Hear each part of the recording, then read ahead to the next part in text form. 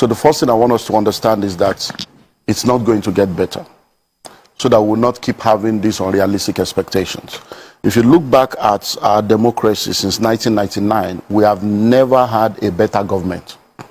So go think back 23 years. It keeps getting worse. It keeps getting worse. It has never gotten better. So we need to have that reality behind us while we are looking at the future. Because see, life is lived forward but understood backwards. We have never had a better government. So to believe or expect that, oh, this one will be better than the former one, you're going to be setting up yourself for trouble.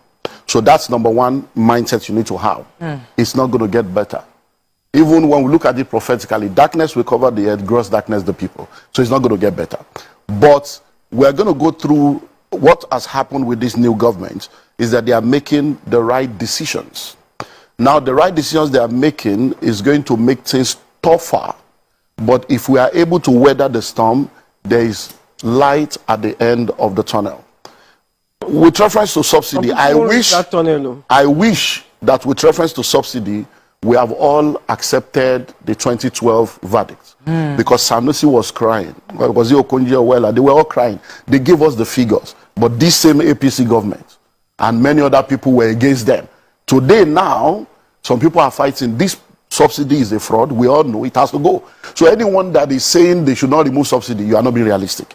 Because we are at the bottom of the bottom of the bottom. So subsidy must go. The challenge is always, should it go now? What do we need to put in place before it go? All those are stuff we will discuss with time. But that it must go, it has gone. Number two, the floating of the dollar. It's a good decision. But one thing we need to understand is that there's what we call the gestation period for every policy. When a policy is made, it takes between 6 months to 2 years, all other factors being considered, before the benefit of that policy begins to come. So all these ones we think things are tough. It's not tough.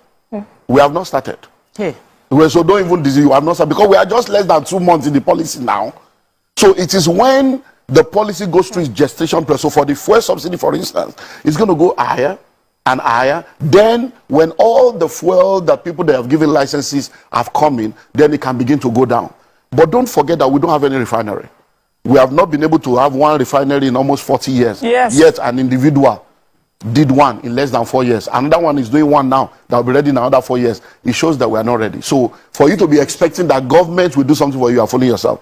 The government is not there to help you. So you have to think of how to help yourself, which is where survival strategy now comes in.